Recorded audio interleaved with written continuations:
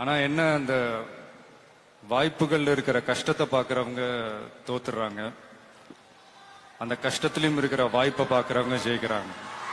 விளையாட்டா எடுத்துக்க வேண்டிய கிரிக்கெட்டை நம்ம சீரியஸா எடுத்துக்கிறோம், சீரியஸா எடுத்துக்க வேண்டிய விஷயத்த நம்ம விளையாட்டா கூட எடுத்துக்க மாட்டேன்றோம். அதான் இங்க நடந்துட்டு இருக்கு. எப்பவுமே அடுத்தவங்க தொட்ட உயரத்தை நீங்க இலக்கா வச்சுக்காதீங்க, நீங்க தொட்ட உயரத்தை அடுத்தவங்களுக்கு இலக்காக. சரி, நினைச்ச இடத்துக்கு போக முடியாதுங்க. நமக்கான ட்ரெயின் வரணும்னா நாம கொஞ்ச நேரம் பிளாட்ஃபார்ம்ல நின்று தான் ஆகணும். என்ன நண்பா, எவனை எங்க உட்கார வைக்கணுமோ அவனை அங்கங்க கரெக்டா உட்கார வச்சுக்கனா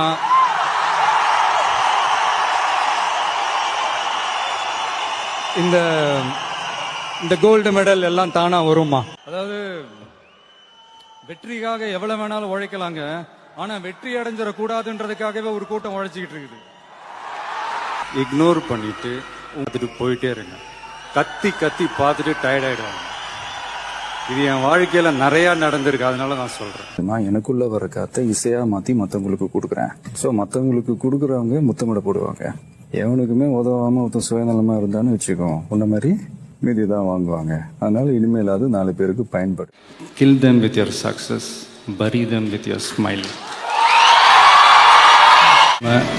நம்ம வேலை நம்ம கடமையை செம்மையா செஞ்சுட்டு அந்த நதி மாதிரியே போய்கிட்டே இருக்கணும்.